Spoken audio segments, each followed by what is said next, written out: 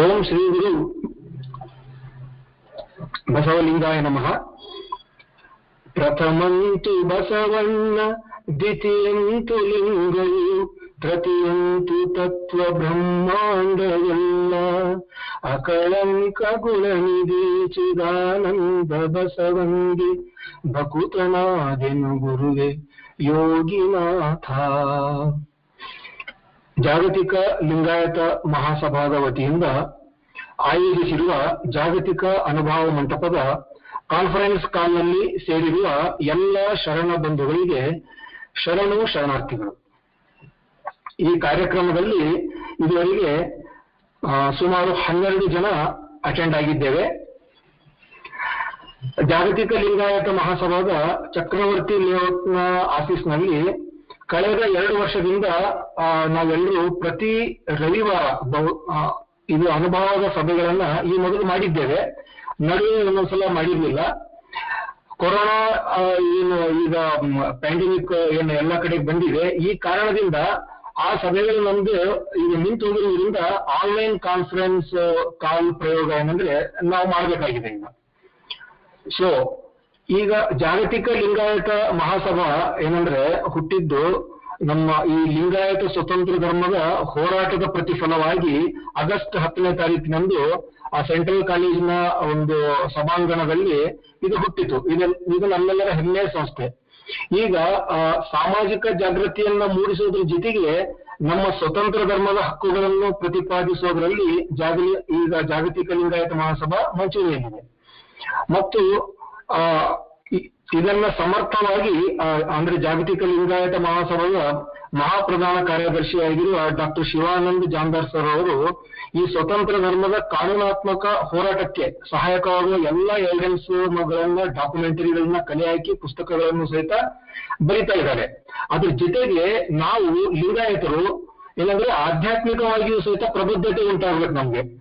ಏನು ಯಾವ ರೀತಿಯಲ್ಲಿ ಈ ಗುರು ಲಿಂಗ ಜಂಗಮ ಶಬ್ದಗಳಾಗ್ಲಿ, ಪಾವಿಕ ಪ್ರಸಾದಗಳಾಗ್ಲಿ, ಯಾರ್ಯಾರು ಏನೇನೋ ಹೇಳ್ತಾರೆ ತಮ್ಮ ತಿಳಿದಂಗೆ, ಆ ತರ ಆಗಬಾರ್ದು. ವಚನ ಸಾಹಿತ್ಯ ಏನ್ ಹೇಳ್ತಾ ಇದೆ, ಅನುಭವ ಏನ್ ಹೇಳ್ತಾ ಇದೆ ಅಂತ ನಾವು ಕಾಣಬೇಕದನ್ನ. ಬರೀ ನಂಬಬಾರ್ದು, ಜ್ಞಾನವೂ ಬೇಕಾಗ್ತದೆ ಇದರಲ್ಲಿ. ಭಕ್ತಿ, ಜ್ಞಾನ, ವೈರಾಗ್ಯ ಈ 3 ಸೇರಿದೇನೆ ಲಿಂಗಾಯತ ಧರ್ಮ ಆಗೋದು. ಆದ್ದರಿಂದ ನಾವು ಪ್ರಬುದ್ಧವಾದ ಲಿಂಗಾಯತರಾಗಬೇಕಾದ್ರೆ ಆಧ್ಯಾತ್ಮಿಕವಾಗಿಯೂ ಸಹಿತ ನಾವು ಸಬಲರಾಗಬೇಕಾಗ್ತದೆ. ಅದಕ್ಕಾಗಿ ಈ ಆಧ್ಯಾತ್ಮಿಕವಾಗಿಯೂ ಸಹಿತ ಪ್ರತಿಯೊಬ್ಬ ಲಿಂಗಾಯತನೂ ಸಹಿತ ವಚನ ಸಾಹಿತ್ಯ ಅರ್ಥೈಸುವಂತಹ ಒಂದು ಪ್ರಬುದ್ಧತೆ ಉಂಟಾಗಲಿ ಅನ್ನೋ ಉದ್ದೇಶದಿಂದ ಈ ಫಂಡಮೆಂಟಲ್ಸ್ ಆಫ್ ಅಂಡರ್ಸ್ಟ್ಯಾಂಡಿಂಗ್ ವಚನ ಅನ್ನ ಈ ಒಂದು ವಿಷಯವನ್ನ ಇಟ್ಕೊಂಡು ಈ ಕಾನ್ಫರೆನ್ಸ್ ಕಾಲ್ಗಳನ್ನ ಆಯೋಜನೆ ನಾವು ಮಾಡ್ತಾ ಇದ್ದೇವೆ. ಇದು ಸದ್ಯಕ್ಕೆ ನಾವು ಹಾಕಿಕೊಂಡಿರುವಂತಹ ಟೈಮ್ ಟೇಬಲ್ ಏನಂದ್ರೆ ಪ್ರತಿ ಶನಿವಾರ ಮತ್ತು ರವಿವಾರ ಸಾಯಂಕಾಲ 5:30 5:30 7:30 ಅಂತ ನಾವು ಟೈಮ್ ಕೊಟ್ಟಿದ್ದೀವಿ. ಅದು ಜಾಸ್ತಿ ಆಗುತ್ತೆ ಅಂತ ಮುಂದೆ ಅನಿಸಿದ್ರೆ ಕಡಿಮೆ ಮಾಡೋಣ ಅದನ್ನು. ಸೊ ಇದರಲ್ಲಿ ಹೆಂಗಿರುತ್ತೆ ಅಂದ್ರೆ ಮೊದಲಿಗೆ ವಿಷಯ ಮಂಡನೆ ಮಾಡ್ತಾರೆ ಒಬ್ರು, ನಂತರ ಪ್ರಶ್ನೋತ್ತರಗಳಿಗೆ ಆ ಡಿಸ್ಕಷನ್ ಓಪನ್ ಆಗುತ್ತೆ. ಹಾಗಾಗಿ ಈ ರೀತಿಯಲ್ಲಿ ಈ ಮಾದರಿಯಲ್ಲಿ ಒಂದು ಮಾಡೆಲ್ ಇಟ್ಕೊಂಡು ನಾವು ಈ ಕಾನ್ಫರೆನ್ಸ್ ಕಾಲ್ಗಳನ್ನ ಮುಂದುವರಿಸ್ತೇವೆ. ಮುಂದೆ ಯಾರಾದರೂ ಹೊಸ ವಿಷಯಗಳನ್ನ ಮಂಡನೆ ಮಾಡಬೇಕು ಅಂತ ಅನ್ನುವಂತಹ ನಮ್ಮ ಶರಣರು, ನಮ್ಮ ಶರಣ ಬಸವರಾಜ ಹಂಡಿಯವರಿಗೆ ಏನಂದ್ರೆ ತಾವು ಮಂಡಿಸುವ ವಿಷಯವನ್ನ ಅವರಿಗೆ ತಿಳಿಸ್ಬೇಕು. ಅವರು ಪ್ಲಾನ್ ಮಾಡಿ ಅದು ಕೊಡ್ತಾರೆ. ಮುಂದೆ ಸ್ಯಾಟರ್ಡೆ ಸಂಡೇ ಅವರು ಟೈಮ್ ಕೊಟ್ಟು ಮುಂಬರುವ ಏನಂದ್ರೆ ಕಾನ್ಫರೆನ್ಸ್ ಕಾಲ್ಗಳಲ್ಲಿ ಅವರಿಗೆ ಮಾತಾಡೋ ಅವಕಾಶಗಳನ್ನ ಅವರು ಮಾಡಿಕೊಡ್ತಾರೆ. ಸೊ ಇದು ಏನಂದ್ರೆ ಇಂಟ್ರೊಡಕ್ಷನ್, ಈ ನಮ್ಮ ಕಾನ್ಫರೆನ್ಸ್ ಕಾಲಿನ ಉದ್ದೇಶ. ಇದು ಸಫಲವಾಗಿ ಮುಂದುವರೆದ್ರೆ ಮುಂದೆ ಜಾಗತಿಕ ಲಿಂಗಾಯತ ಮಹಾಸಭಾದಿಂದ ಏನೇನು ಸಂದೇಶಗಳು ನಮ್ಮ ಜಾಮದಾರ್ ಸರ್ ಅವರು ಕೊಡ್ತಾರೆ, ಮತ್ತೆ ಬೇರೆ ಅನುಭವಿಗಳು ಇದರ ನಾಯಕರು ಏನೇನು ಕೊಡ್ತಾರೆ ಅದು ಎಲ್ಲರಿಗೂ ನಾವು ತಗೊಂಡು ಹೋಗ್ಬೋದು. ನಾವು ಫಿಸಿಕಲ್ ಆಗಿ ಮೂವ್ಮೆಂಟ್ ಮಾಡ್ದೇನೆ ನಾವು ಈ ವಿಷಯಗಳನ್ನ ಏನಂದ್ರೆ ಎಲ್ಲ ಕಡೆಗೆ ನಾವು ಇದನ್ನ ಪ್ರಚಾರ ಮಾಡಬಹುದು. ಜೊತೆಗೆ ಈ ಕಾನ್ಫರೆನ್ಸ್ ಕಾಲಲ್ಲಿ ಟೋಲ್ ಫ್ರೀ ಆಗಿ ದೇಶ ವಿದೇಶಗಳಿಂದಲೂ ಸಹಿತ ಜಾಯ್ನ್ ಆಗ್ಬೋದು. USA, UK ಬೇರೆ ದೇಶಗಳಿಂದ ಸಹಿತ ಜಾಯ್ನ್ ಆಗ್ಬೋದಾಗಿರೋದ್ರಿಂದ ಟ್ರೂಲಿ ಇದು ಜಾಗತಿಕ ಅನುಭವ ಮಂಟಪವೇ ಆಗ್ತದೆ. ನಾವು ಅದನ್ನೇ ಮಾಡ್ಬೇಕಾಗಿದೆ ಮುಂದೆ. ಈಗ ಜಾಮದಾರ್ ಸರ್ ಅವರು ಏನಾದರೂ ಒಂದು ಸಂದೇಶ ಕೊಟ್ಟರೆ ಅದು ಎಲ್ರಿಗೂ ಮುಟ್ಟಬೇಕು ಬೇಗ. ಆ ತರ ಒಂದು ಸೆಟಪ್ ಮಾಡಬೇಕಾಗಿದೆ. ಅದನ್ನು ಸಹಿತ ನಾವಿಲ್ಲಿ ಪ್ರಯೋಗ ಮಾಡ್ತೇವೆ ಮುಂದೆ. ಹಾಗಾಗಿ ಇನ್ನು ಮುಂದೆ ಈಗ ಈ ಉದ್ದೇಶ ಇಟ್ಕೊಂಡು ನಾವು ಸ್ಟಾರ್ಟ್ ಮಾಡ್ತಾ ಇದ್ದೀವಿ ಕಾನ್ಫರೆನ್ಸ್ ಕಾಲು. ಇದಕ್ಕೆ ಪ್ರಾಸ್ತಾವಿಕ ನುಡಿಗಳನ್ನು ಆಡಲು ನಾನು ಡಾಕ್ಟರ್ ಶಿವಾನಂದ್ ಜಾಮದಾರ್ ಸರ್ ಅವರಿಗೆ ರಿಕ್ವೆಸ್ಟ್ ಮಾಡ್ತಾ ಇದ್ದೇನೆ. ಹಾಗಾಗಿ ಅನ್ಮ್ಯೂಟ್ ಮಾಡ್ತೇನೆ, ಒಂದು ನಿಮಿಷ ಸರ್. ಓಕೆ, ಸಮಸ್ತ ಶ್ರವಣ ಬಂಧುಗಳೇ, ಇವತ್ತಿನಿಂದ ನಾವು ಪ್ರಾರಂಭ ಮಾಡ್ತಕ್ಕಂಥ ಈ ಜಾಗತಿಕ ಅನುಭವ ಮಂಟಪದ ಒಂದು ವಿಚಾರ ಸರಣಿ ಇಲ್ಲಿ ಪ್ರಾರಂಭ ಆಗ್ತಾ ಇರೋದು ಬಹಳ ಸಂತೋಷದ ಸಂಗತಿ. ಇದನ್ನ ಪ್ರಾರಂಭಿಸೋದಕ್ಕೆ ಬಹಳ ತರುಣರು, ಕ್ರಿಯಾಶೀಲರು ಆದಂಥ ನಮ್ಮ ಅನೇಕ ಜನ, ಬಸವರಾಜ್ ಹಂಡಿ ಅವರಾಗ್ಲಿ, ನಮ್ಮ ಶಿವಶರಣಪ್ಪನವರಾಗ್ಲಿ, ಬಸವರಾಜ್ ಶಂಕರ್ ಬೇವೂರವರಾಗ್ಲಿ, ವೀರಭದ್ರಯ್ಯನವರಾಗ್ಲಿ, ಇನ್ನೂ ಬಹಳಷ್ಟು ಜನ ಸೇರಿಕೊಂಡು ಇದನ್ನ ಸುಮಾರು 2 ವರ್ಷಗಳ ಹಿಂದೆ ಪ್ರಾರಂಭ ಮಾಡಿ ಅದೊಂದು ಸಣ್ಣ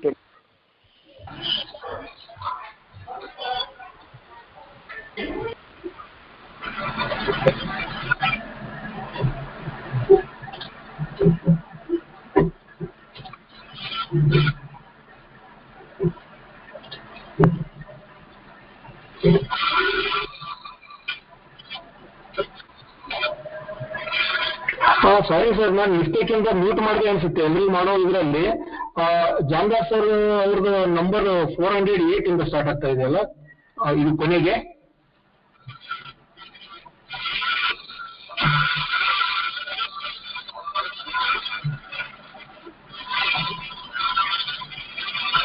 ಸಾರಿ ಫಾರ್ ದ್ಯಾಟ್.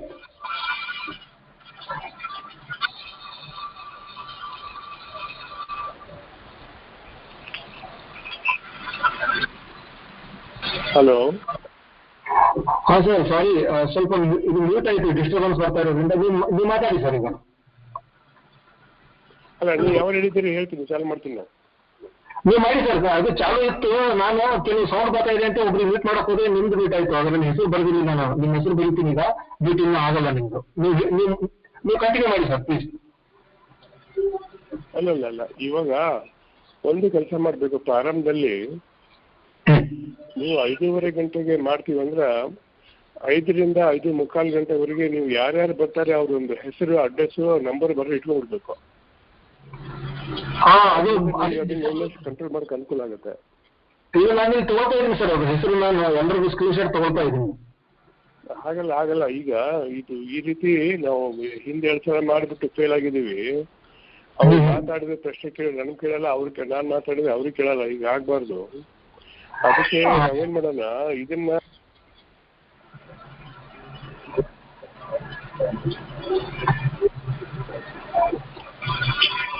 ತಂದು ಇದು ಬ್ರಾಡ್ಕಾಸ್ಟ್ ಆಗ್ಬೇಕು. ಶಿವಶರಣಪ್ಪ ಬೆಳಿಗ್ಗೆ ಹೇಳಿದ ಹಾಗೆ ಸುಮಾರು 1,000 ಜನ ಕೂಡಷ್ಟು ಒಂದು ಮಾಡೋಣ ಅಂತ ಹೇಳಿದ್ದು. ಆ ರೀತಿ ನೀವು ಮಾಡಬೇಕು. ಇಲ್ಲಿ ಹೋದ್ರೆ ಇದು 10 ಮಂದಿ ಬಂದ್ರು, 20 ಮಂದಿ ಬಂದ್ರು, ನಡುವೆ ಬಂದ್ಬಿಟ್ಟು ಡಿಸ್ಟರ್ಬ್ ಮಾಡೋದು, ಅವಾಗ ನಿಂತು ಹೋಯ್ತು ಅನ್ನೋದು, ಇದು ಒಂದು ವಿಚಾರ ಏನು ಧಾರೆ ಇರ್ತದೆ, ಆ ವಿಚಾರ ಧಾರೆ ಬಂದಾಗ್ಬಿಟ್ರೆ ಕಷ್ಟ ಆಗ್ಬಿಡ್ತದೆ. ಈಗ ನಿಮ್ದು ಈಗ ಆಫ್ ಆಗಲ್ಲ ಸರ್. ಈಗ ಅದಕ್ಕೋಸ್ಕರ ಮಧ್ಯದಲ್ಲಿ ಬೇರೆಯವ್ರಿಗೆ ಫೋನ್ ಮಾಡೋದು ಅಥವಾ ಡಿಸ್ಟರ್ಬ್ ಮಾಡೋದು, ನಿಮ್ಮ ಎನ್ಕ್ವೈರಿ ಮಾಡೋದು, ಅದಕ್ಕೆ ಬೇರೆಯವ್ರನ್ನ ಹಚ್ಚಿಬಿಡಿ. ಇನ್ನು ಕಂಟ್ರೋಲ್ ಮಾಡೋರು, ಕೋಆರ್ಡಿನೇಟ್ ಮಾಡೋರು ಶಾಶ್ವತವಾಗಿ ಸಂಪೂರ್ಣ ಕಂಟ್ರೋಲ್ ಇರಬೇಕು ಅದ್ರ ಮೇಲೆ. ಇವಾಗ ಸಾಧ್ಯತೆ ಇದೆ ಸರ್, ಆ ಥರ ಮಾಡೋ ಸಾಧ್ಯತೆ ಇದೆ. ಇನ್ನು ಮುಂದೆ ಆ ಥರ ಆಗಲ್ಲ. ನೀವು ಮಾತಾಡಿ ಆಗ್ಲೇಬೇಕು. ಯಾಕಂತಂದ್ರೆ ಮಾತಾಡ್ತಿರ್ತೀವಿ, ನಾನು ಕಟ್ಟಾಗ್ಬಿಡುತ್ತೆ. ಇದು ಕಟ್ಟಾಗಿರ್ಲಿಲ್ಲ ಬೇರೆಯವ್ರಿಗೆ. ಮಾತಾಡಿ ಸರ್, ಕೇಳ್ತಾ ಇದೆ ಎಲ್ಲರೂ.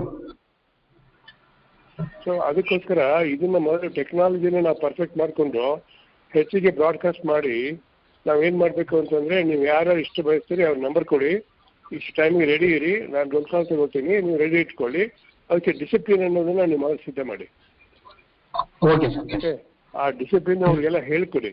ನೀವು ನಾನು ರೋಲ್ ಕಾಲ್ ತಗೊಳ್ಳುವಾಗ ಯಾರು ಹೇಳ್ತೀರಿ ಮೊದಲು ಆನ್ ಮಾಡಿ, ಆಮೇಲೆ ಬಂದು ಅವ್ರು ತಗೊಳ್ಳಲ್ಲ ಅಂತ ಹೇಳ್ಬಿಡ್ಬೇಕು ನೀವು.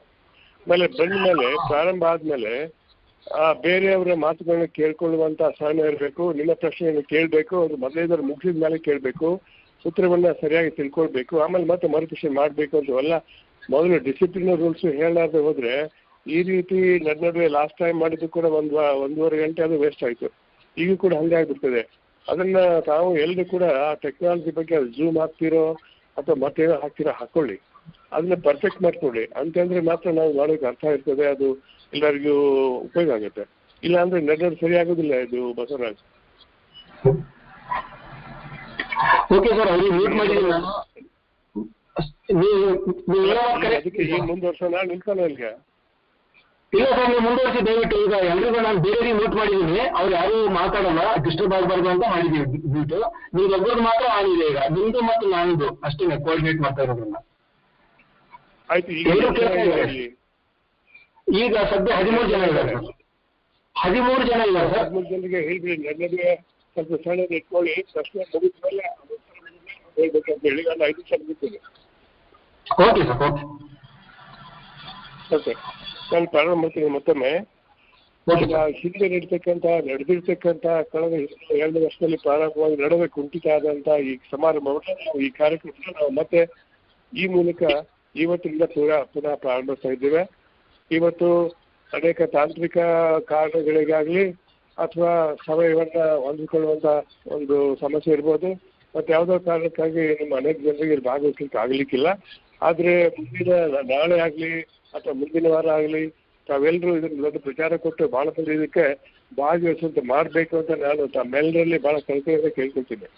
ಯಾಕಂತಂದ್ರೆ ಇದರಲ್ಲಿ ನಾವು ಇದೇನು ಅನುಭವ ಮಾಡಕ್ ಹೊರಟಿದೀವಿ, ಇದರಲ್ಲಿ ನಮ್ಮ ಬಸವರಾಜ್ ಅವರಾಗ ಆಗಲೇ ಹೇಳಿದ ಹಾಗೆ ನಾನು ಒಂದು 2-3 ಮಾತುಗಳನ್ನ ಅದಕ್ಕೆ ಜೋಡಿಸಿ ಮುಂದುವರಿಸ್ತಾ ಇದ್ದೀನಿ. ಮೊದಲನೇದು ನೋಡಿ, ನಮ್ಮ ಸಮಾಜದಲ್ಲಿ ನಮ್ಮ ಧರ್ಮದ ಬಗ್ಗೆ, ಧಾರ್ಮಿಕ ಆಚರಣೆಗಳ ಬಗ್ಗೆ, ನೈತಿಕ ಆಚರಣೆಗಳ ಬಗ್ಗೆ, ಈ ಧರ್ಮದ ಮುಖ್ಯ ಲಕ್ಷಣಗಳ ಬಗ್ಗೆ, ಈ ಧರ್ಮ ಇತರ ಧರ್ಮಗಳಿಗೆ ಹೋಲಿಸಿದ್ರೆ ಯಾವ ರೀತಿಯಲ್ಲಿ ತನ್ನದೇ ಆದಂತಹ ಒಂದು ಪ್ರತ್ಯೇಕ ಲಕ್ಷಣಗಳನ್ನು ಹೊಂದಿದೆ, ಯಾವ ರೀತಿ ಇದು ಒಂದು ವಿಶೇಷತೆಯನ್ನು ಹೊಂದಿದೆ, ಅದರ ಮಹತ್ವ ಏನು, ಇದು ಎಲ್ಲದರ ಬಗ್ಗೆ 100ಕ್ಕೆ 90 ಜನರಲ್ಲಿ ಬಹಳಷ್ಟು ಗೊಂದಲಗಳಿದೆ, ಕನ್ಫ್ಯೂಷನ್ಸ್ ಇದೆ, ಸಮಸ್ಯೆಗಳಿದೆ. ಅವರಿಗೆ ಈ ಸಮಸ್ಯೆಗಳಿಗೆ ಉತ್ತರ ಹೇಳುವಂಥವ್ರು, ತಿಳಿದುಕೊಳ್ಳೋರು ಅಂತವ್ರು, ತಿಳಿದವರು ಹೇಳುವಂತ ಒಂದು ಅವಕಾಶ ಸಿಗಲ್ಲ. ಇದು ಯಾಕೆ ಹೀಗಾಗಿದೆ ಅಂತಂದ್ರೆ, ನಾವು ಚರ್ಚೆ ಮಾಡೋ ನಾವು ದೊಡ್ಡ ಪಂಡಿತ ತಿಳ್ಕೊಳ್ಬಾರ್ದು. ಆದ್ರೆ ಇಲ್ಲಿವರೆಗೆ ಸುಮಾರು ಕಳೆದ 300 ವರ್ಷಗಳಿಂದ, ಈಗ 40 ವರ್ಷಗಳು ಅಡ್ಡಿಲ್ಲ, 17, 18, 19, 20 ಈ 4 ಶತಮಾನಗಳಲ್ಲಿ ಆದಂತ ಏನು ಅಧ್ವಾನಗಳು ನಮ್ಮ ಧರ್ಮದ ಇತಿಹಾಸದಲ್ಲಿದೆ, ಆ ಎಲ್ಲ ಅಧ್ವಾನಗಳಿಂದಾಗಿ ನಾವು ಎಲ್ಲರೂ ಇವತ್ತು ಒಂದು ದೊಡ್ಡ ಅಂಧಕಾರದಲ್ಲಿ ಇದ್ದೀವಿ ಅಂತ ಹೇಳ್ಬೇಕಾಗುತ್ತೆ. ಈ ಅಂಧಕಾರಕ್ಕೆ ಮೂಲ ಕಾರಣರಾದವರು ಯಾರೇ ಇರಲಿ, ಅದರಲ್ಲಿ ನಮ್ಮ ಎಲ್ಲಾ ಮಠಾಧೀಶ್ವರರು ಮುಖ್ಯ ಕಾರಣ ಅಂತ ನಾನು ಧೈರ್ಯವಾಗಿ ನೇರವಾಗಿ ಖಂಡಿತವಾಗಿ ಹೇಳ್ಬಯಸ್ತೇನೆ. ಯಾಕೆ ಹೇಳ್ತೀವಿ ಅಂತಂದ್ರೆ, ನೀವು ಎಲ್ಲರೂ ಇವತ್ತು ನಂಬಿ ಆಚರಿಸ್ತಾ ಇದ್ದಂತ ಅನೇಕ ನಂಬಿಕೆಗಳಾಗಲಿ, ಆಚರಣೆಗಳಾಗಲಿ, ನಾವು ಮಾಡಿರ್ತಕ್ಕಂಥ ರೀತಿಯಾಗ್ಲಿ, ತಿಳ್ಕೊಳ್ಳುವಂತ ರೀತಿಯಾಗ್ಲಿ, ಬಸವ ಧರ್ಮಕ್ಕೂ ನಾವು ಇರುವ ರೀತಿಗೆ ಬಹಳಷ್ಟು ಅಜಗಜಾಂತರವಾದಂತ ಅಂತರ ಇದೆ. ಈ ಅಂತರ ಬಂದಿದ್ದು ಆ ಧರ್ಮವನ್ನ ಕಳೆದು 400 ವರ್ಷಗಳಲ್ಲಿ ದಾರಿ ತಪ್ಪಿಸಿದವರಿಂದಲೇ ಅಂತ ಹೇಳ್ಬೇಕು. ಈ ಮೊದಲನೇ ದಾರಿ ತಪ್ಪಿಸಿದವರು ಅಂತಂದ್ರೆ ಅವೈದಿಕ ಧರ್ಮದಲ್ಲಿ ವೈದಿಕ ಆಚಾರಗಳನ್ನ ತಂದು ತುರುಕಿದವರು, ಯಾವ ವೇದಗಳನ್ನ ಮತ್ತು ಉಪನಿಷತ್ತು ಶಾಸ್ತ್ರ, ಹಿಂದೂ ಶಾಸ್ತ್ರಗಳನ್ನ, ಪುರಾಣಗಳನ್ನ ನಂಬಿ ಆಚರಿಸ್ತಾರೋ ಅಂಥವ್ರಿಗೆ ಕೂಡ ಇಲ್ಲಿ ಬಂದು ಸೇರ್ಕೊಂಡ್ಬಿಟ್ರು. ಅವರಿಂದ ಇದು ಯಾವ ರೀತಿ ಶರಣರು ಇದನ್ನ ನೋಡ್ತಿದ್ರು ಅದನ್ನ ಪೂರ್ಣ ಬದಲಾವಣೆ ಮಾಡಿ ಅದನ್ನ ಮತ್ತೆ ಹಿಂದೂ ಶೈವದ ದೃಷ್ಟಿಯಿಂದ ಮಾಡುವಂತ ಒಂದು ಪ್ರಯತ್ನ ಅವ್ರು ಮಾಡಿದ್ರು. ಅದರಲ್ಲಿ ಬಹಳಷ್ಟು ಸಂಸ್ಕೃತ ತಂದ್ರು, ಆಗಮಗಳನ್ನ ತಂದ್ರು, ವೇದಗಳನ್ನ ತಂದ್ರು, ಉಪನಿಷತ್ತುಗಳನ್ನ ತಂದ್ರು, ಪುರಾಣಗಳನ್ನಂತೂ ದೊಡ್ಡ ಪ್ರಮಾಣದಲ್ಲಿ ತಂದ್ರು.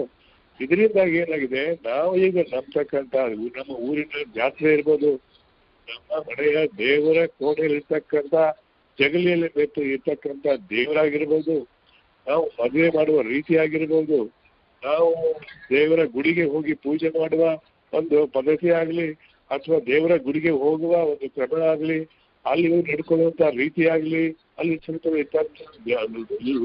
ಹೊತ್ಕೊಂಡು ಹೋಗುದಾಗ್ಲಿ, ಜಯ ಜಯ ಪಾರ್ವತಿ ಪತಿ ಹರ ಹರ ಮಹಾದೇವ ಅಟ್ಟಿದಾಗ್ಲಿ, ನೀವು ಯಾವ ಲಿಂಗಾಯತ ಧರ್ಮಕ್ಕೆ ನಲ್ಲಿ ಇಲ್ಲ, ನೀವು ವಿರುದ್ಧವಾದಂತ ಪ್ರತಿಕ್ರಿಯೆಗಳು. ಈಗ ನಾವು ಮಠಕ್ಕೆ ಹೋಗ್ತೀವಿ, ಮಠದಲ್ಲಿ ಗದ್ದಿಗೆ ಇರ್ತದೆ, ಆ ಸ್ವಾಮಿಗಳು ಬಸವಣ್ಣನಕ್ಕಿಂತ ಆ ಏನು ಕರ್ತೃ ಅಂತ ಹೇಳ್ತಾರೆ, ಆ ಕರ್ತೃ ಗದ್ದಿಗೆ ಅವರ ಒಂದು ವಿಶ್ವಾಸ, ಆಚರಣೆ, ಒಂದು ಮಹತ್ವ.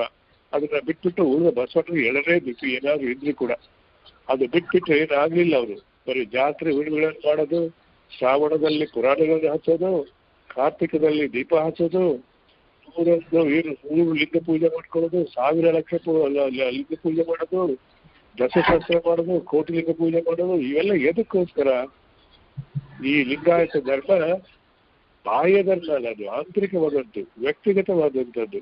ಇದನ್ನೆಲ್ಲ ಬಿಟ್ಬಿಟ್ಟು ಈ ಸಿಕ್ಕಾಪಟ್ಟೆ ಒಂದು 10,000 ಮಂದಿನ ಕೂತ್ಕೊಂಡು ನಾಟಕ ಮಾಡುವಂತ ಧರ್ಮ ಅಲ್ಲ ಇದು. ಈ ಶ್ರಾವಣದಲ್ಲಿ ಉಪವಾಸ ಇಟ್ಕೊಂಡು ಗಟ್ಟಿ ಹೊಡೆಯುವಂತ ಧರ್ಮ ಅಲ್ಲ ಇದು. ಗುಡಿಗಳಿಗೆ ಹೋಗುವ ಧರ್ಮ ಅಲ್ಲ ಇದು. ಪೂಜಾರಿ ಹೇಳುವಂತ ಕೇಳುವ ಧರ್ಮ ಅಲ್ಲ ಇದು. ಸ್ವಾಮಿಗಳು ಅವರು ಹೇಳ್ತಾರೆ, ಅದರಲ್ಲಿ ಇವನ್ನೆಲ್ಲವನ್ನ ದಾರಿ ತಪ್ಪಿಸಿದ್ದು ಸ್ವಾಮಿಗಳೇ, ಎಲ್ಲ ಮಟ್ಟ ಸ್ವಾಮಿಗಳೇ. ಇನ್ನೂ ಹೆಚ್ಚು ಹೇಳ್ಬೇಕಂತಂದ್ರೆ, ನಾವು ಬಹಳಷ್ಟು ಸ್ವಾಮಿಗಳನ್ನ ಯಾರನ್ನ ಬೈತೀವಿ ಅಂದ್ರೆ ಪಂಚಾಚಾರ್ಯನ ಬೈತೀವಿ, ಈ ಶಿವಾಚಾರ್ಯ ಬೈತೀವಿ. ಸತ್ಯ, ಅವ್ರೇನು ಕಡಿಮೆ ಮಾಡಿಲ್ಲ, ಇನ್ನೂ ಮಾಡ್ತಾ ಇದ್ದಾರೆ. ಇನ್ನೂ ಅವರು ಸತ್ಯವನ್ನು ನಂಬಕ್ಕೆ ತಯಾರಿಲ್ಲ, ನಂಬೋದಿಲ್ಲ. ಅವರು ಅವ್ರ ಬಗ್ಗೆ ನಾವು ಚಿಂತೆ ಮಾಡೋ ಅವಶ್ಯಕತೆ ಇಲ್ಲ. ಅದು ಎಲ್ಲರಿಗಿಂತ ಬಹಳಷ್ಟು ದೊಡ್ಡ ಅನಾಹುತ ಆಗಿದ್ದು ನಮ್ಮ ವಿರಕ್ತ ಸ್ವಾಮಿಗಳು ಅನ್ನುವಂತಹ ಜನರಿಗೆ ಇದು ಬಹಳ ದೊಡ್ಡ ಒಂದು ಅನಾಹುತ ಆಗಿದೆ. ಇದರಲ್ಲಿ ಯಾಕೆ ಅನಾಹುತ ಆಗಿದೆ ಅಂದ್ರೆ, ಯಾರು ಇವರು ಶಿವಾಚಾರ್ಯರನ್ನ ಬೈತಾರೋ ಅವರನ್ನು ರಕ್ಷಿಸ್ಕೊಂಡು ಹೋಗ್ತಿದ್ದಾರೆ ಹೊರತಾಗಿ ನಾವು ಸ್ವತಂತ್ರವಾದ ವಿಚಾರವನ್ನು ಅವರು ಆಚರಿಸ್ತಿಲ್ಲ, ಹೇಳ್ತಾನಿಲ್ಲ, ಯಾವುದು ಸತ್ಯವನ್ನು ಹೇಳ್ತಾನಿಲ್ಲ. ಅದಕ್ಕೆ ಕಾರಣ ಅವರಲ್ಲಿ ಅನೇಕ ಮಂದಿಗೆ ಇದ್ರ ಬಗ್ಗೆ ತಿಳುವಳಿಕೆ ಇಲ್ಲದೆ ಇರ್ಬೋದು. ಅವರಿಗೆ ಸಿನಿಮಾಗೆ ಮಧ್ಯದಲ್ಲಿ ಸರಿಯಾದಂತ ತರಬೇತಿ ಇಲ್ಲ ಅಂತ ಹೇಳ್ತೀನಿ, ಇಲ್ಲದೆ ಇರುವುದು. ಸರಿಯಾಗಿ ಓದ್ಕೊಂಡು ತಿಳ್ಕೊಳ್ಳುವಂತಹ ಒಂದು ಬುದ್ಧಿಗೆ ಇಲ್ಲದೇ ಇರುವಂತ ಬಹಳ ಸ್ವಾಮಿಗಳು ನಮ್ಮಲ್ಲಿ ಬಹಳ ಜನ ಇದ್ದಾರೆ. 80% ಸ್ವಾಮಿಗಳು ಅದೇ ಪ್ರಕಾರ ಇದ್ದಾರೆ. ಇಲ್ಲ, ಬಸವ ಪ್ರಜ್ಞೆಯನ್ನ, ಬಸವ ಧರ್ಮವನ್ನ, ಬಸವ ತತ್ವವನ್ನ ಪಾಲಿಸಿಕೊಂಡು ಹೋಗ್ತಾ ಇರತಕ್ಕಂಥ ನಮ್ಮ ಸ್ವಾಮಿಗಳ ಸಂಖ್ಯೆ 100-20 ಮಾತ್ರ ಇದೆ. ಅಂಥವ್ರು ಬಹಳ ವಿರಳ. ಅವರೇ ನಮ್ಮ ಜೊತೆ ಇವತ್ತು ಬಹಳಷ್ಟು ವಿದ್ಯಾರ್ಥಿಗಳು ವಹಿಸಿ ನಮಗೆ ಮಾರ್ಗದರ್ಶನ ಮಾಡ್ತಾರೆ. ಅವರು ಅದನ್ನು ಬಿಟ್ರೆ 100-80% ಸ್ವಾಮಿಗಳು ನಾನು ಯಾವಾಗಲೂ ಹೇಳಿದ ಅವ್ರಂತವರೇ ಇದ್ದಾರೆ. ಅವರೇ ಆಗಮಗಳನ್ನು ತಂದವರು, ಅವರೇ ಜಾತ್ರೆ ಪ್ರಾಣ ಪುಣ್ಯತಿಥಿಗಳು ಆಚರಿಸುವವರು. ಇಂತಹ ಸ್ವಾಮಿಗಳನ್ನ ನಾವು ಹದಗೆಟ್ಟಿದ್ದೀವಿ. ಈಗ ಆ ಸ್ವಾಮಿಗಳನ್ನ ಹಿಡ್ಕೊಂಡು ನಾವು ಧರ್ಮ ತಿಂತೀವಿ ಅಂತಂತಂದ್ರೆ ಬಹಳ ಕಷ್ಟದ ಕೆಲಸ ಸಿದ್ಕೊಳ್ಳೋದಿಲ್ಲ. ಇತ್ತೀಚೆಗೆ ಕಳೆದ ಒಂದು 1904ರಿಂದ ಇಲ್ಲಿವರೆಗೆ 120 ವರ್ಷಗಳಲ್ಲಿ ಈ ಜಂಗಮ ಅನ್ನುವಂತಹದ್ದು ನಮಗೊಂದು ಅಪಾಯ ರೀತಿಯಲ್ಲಿ ಬೆಳೆದು ಬಂದಿದೆ. ಜಂಗಮರು ಲಿಂಗಾಯತ ಧರ್ಮದ ಒಂದು ಅವಿಭಾಜ್ಯ ಅಂಗ. ಜಂಗಮರು ವೀರಶೈವರಲ್ಲ, ಜಂಗಮರು ಹೊರಗಿನವರಲ್ಲ. ಗುರು, ಲಿಂಗ, ಜಂಗಮ 3 ತತ್ವಗಳಲ್ಲಿ ಜಂಗಮತ್ವ. ಆದ್ರೆ ಇವತ್ತು ಒಂದು ಬಸವಣ್ಣನವರ ಜಂಗಮ ತತ್ವವಾಗಿ ಉಳಿದಿಲ್ಲ. ಅದು ಆಗಿರೋದು ಜಾತಿ ಜಂಗಮವಾಗಿ ಹೋಗಿದೆ. ಆ ಜಾತಿ ಜಂಗಮರ ಮಠಗಳಿಗೆ ಬರೋದ್ರಿಂದ ಅವರಿಗೆ ಜಾತಿ ಅಭಿಮಾನ ಹೆಚ್ಚಾಗಿದೆ ಹೊರತಾಗಿ ಧರ್ಮಾಭಿಮಾನ ಕಡಿಮೆ ಆಗಿದೆ ಅಥವಾ ಇಲ್ಲ ಅನ್ನೋ ಮಟ್ಟಿಗೆ ಹೋಗಿದೆ. ಇಂತಹ ಪರಿಸ್ಥಿತಿಯಲ್ಲಿ ಇವತ್ತು ನಾವು ಜನರಲ್ಲಿ ಜಾಗೃತಿ ಮೂಡಿಸಬೇಕಾಗಿದೆ. ಈ ಸ್ವಾಮಿಗಳು ಜಾಗೃತಿ ಮೂಡಿಸಬೇಕಾಗಿದೆ. ಇದೆಲ್ಲ ಯಾವ ರೀತಿ ಆಯ್ತು ಅಂತ ಅರಿವು ನಾವು ಮೂಡಿಸಬೇಕಾಗಿದೆ. ಇದಕ್ಕೋಸ್ಕರವಾಗಿ ಕಳೆದ ನಾವು 1.5-2 ವರ್ಷದಿಂದ ನಮ್ಮ ಮೊದಲನೇ ವರ್ಷದಲ್ಲಿ ಹೋರಾಟದಲ್ಲಿ ಹೋಯ್ತು. 2ನೇ ವರ್ಷದ ಪ್ರಾರಂಭ ಮಾಡಿ ಇದು ನಮ್ಮ ಇದು ಆಕ್ಚುಲಿ 2ನೇ ವರ್ಷ, ಇದು 3ನೇ ವರ್ಷ ಅಲ್ಲ. 1918ರ ಫೆಬ್ರವರಿಯಲ್ಲಿ ನಮ್ಮ ಸಂಸ್ಥೆ ರಿಜಿಸ್ಟರ್ ಆಗಿದೆ. ಈಗ 1 ವರ್ಷ ಮುಗಿದು ಹೋಯಿತು, ಇನ್ನು 2ನೇ ವರ್ಷ ಪ್ರಾರಂಭ ಆಗಿದೆ. ಈ ಮಧ್ಯದಲ್ಲಿ ನಾವು ಬಹಳ ಪ್ರಯತ್ನ ಮಾಡ್ತಾ ಇದ್ದೀವಿ. ಆದ್ರಿಂದ ಈ ಪ್ರಯತ್ನದಲ್ಲಿ ನಾವೇನ್ ಮಾಡ್ತಿದ್ದೀವಿ ಅಂದ್ರೆ, ನೇರವಾಗಿ ಜನರಿಗೆ ಹೋಗ್ಬೇಕು, ನಮ್ಮ ಲಿಂಗಾಯತ ಬಂಧುಗಳಿಗೆ ಹೋಗ್ಬೇಕು, ಅವರ ತಿಳುವಳಿಕೆ ತಿನ್ಬೇಕು. ಆದ್ರಿಂದ ಅವ್ರ ವಚನಗಳೇ ಇದಕ್ಕೆ ಆಧಾರ.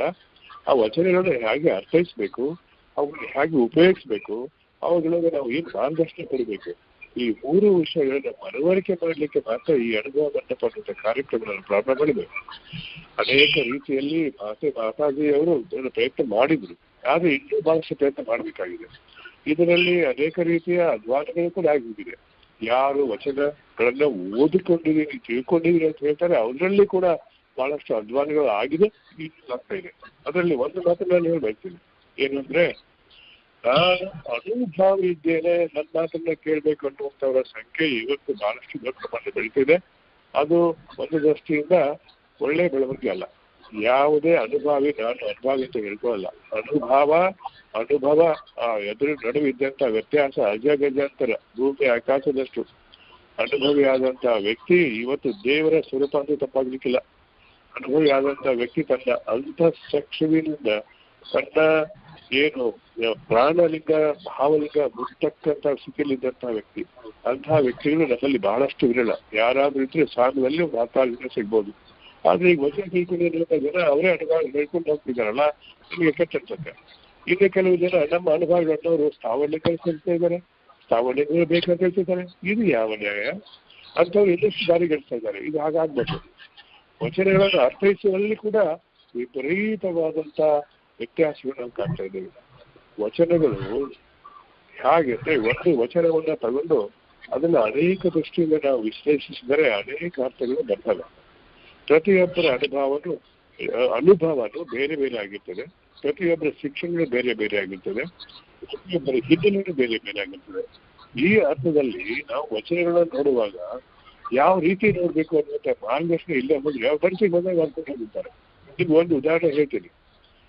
ನಾನು ಟಿವಿ 9ನಲ್ಲಿ ಡಿಬೇಟ್ ಮಾಡ್ತಾ ಇದ್ದೆ. ಅಲ್ಲಿ ಕೆಲವು ವೀರಶೈವ ಸ್ವಾಮಿಗಳು ಬಂದ್ಬಿಟ್ಟು ಅಲ್ಲಿ ಸಾರ್ವಜನಿಕರು ಹೇಳ್ತಾ ಇದ್ದಾರೆ ಟಿವಿ ಡಿಬೇಟ್ ನಲ್ಲಿ ಏನಂದ್ರೆ, ನಯನದಲ್ಲಿ ನಿಮ್ಮ ಮೂರುತಿ ತುಂಬಿ, ಕಿವಿಯಲ್ಲಿ ನಿಮ್ಮ ಕೀರುತಿ ತುಂಬಿ, ಮನದಲ್ಲಿ ನಿಮ್ಮ ಜನವೂ ತುಂಬಿ. ಈ ವಚನವನ್ನ ಅವ್ರು ಯಾವತ್ತೂ ಡಿಸ್ಟಾರ್ಟ್ ಮಾಡಿದ್ರು ಹೇಳ್ತೀನಿ.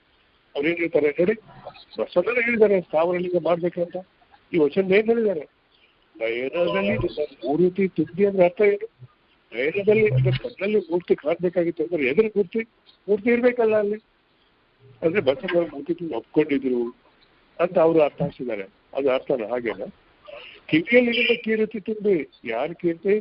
ಪುರಾಣಗಳ ಬಂದಂತ ಕೀರ್ತಿ ಅಂತ ಹೇಳ್ತಿದ್ದಾರೆ ಸ್ವಾಮಿಗಳು. ಅಲ್ಲಿ ಯಾವ ಪಂಡಿತ ಅಂತ ಅವರು ಬಂದು ಕೂತಿದ್ದಾರೆ. ಅವ್ರು ಈ ರೀತಿ ಎಷ್ಟು ಅದಕ್ಕೆ ಪುಟಿಗೆ ಕೊಡ್ತಿದ್ದಾರೆ. ವಚನಗಳನ್ನ ಯಾವ ರೀತಿ ಅಪಾರ್ಥ ಮಾಡ್ಬೇಕು ಅದು.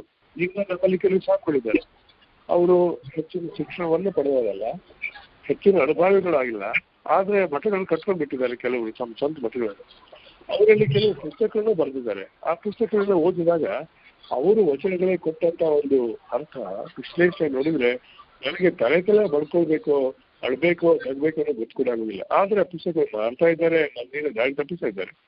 ಆದ್ರಿಂದ ಬಹಳಷ್ಟು ಓದ್ಕೊಂಡವರು, ತಿಳ್ಕೊಂಡವರು, ಅರ್ಥ ಹಚ್ಕೊಂಡವರು ತಮ್ಮ ವಿಚಾರಗಳನ್ನ ಇಂತಹ ಒಂದು ಮಂಟಪದಲ್ಲಿ ಹೇಳಿ ನಿಮ್ಮೆಲ್ಲರಿಗೂ ಕೂಡ ಆ ರೀತಿಯಲ್ಲಿ ನಾವು ಇದನ್ನ ಅರ್ಥೈಸಿ ಪ್ರಯತ್ನ ಮಾಡಿ ಮತ್ತೆ ಇದನ್ನ ಚಿಂತನೆ ಮತ್ತೆ ಭಾಗವಹಿಸಿ ಸಂಬಂಧಪಟ್ಟು ತಿಳ್ಕೊಳ್ಳೋಕೆ ಒಂದು ವೇದಿಕೆಯನ್ನು ಕಲ್ಪನೆ ಮಾಡೋದು ಇದರ ಮುಖ್ಯ ಉದ್ದೇಶ.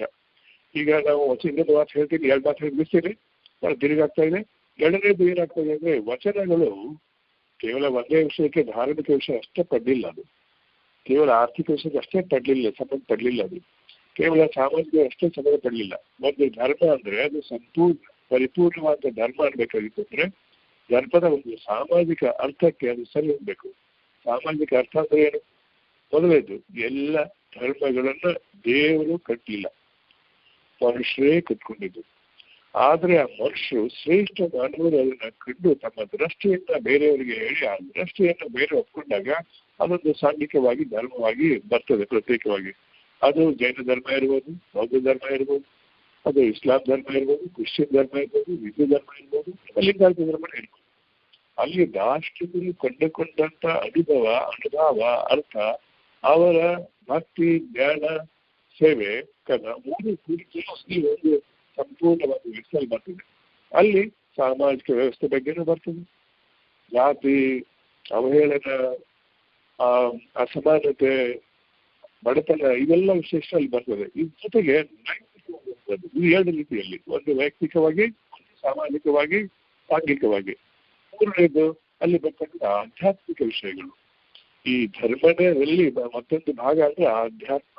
ಈ ಆಧ್ಯಾತ್ಮಿಕ ವಿಷಯ ಲಿಂಗಾಯತದಲ್ಲಿ ಅಂತೂ ಹಿಂದೂ ಧರ್ಮಕ್ಕಿಂತ ಬಹಳಷ್ಟು ಸಂಕೀರ್ಣವಾಗಿದೆ.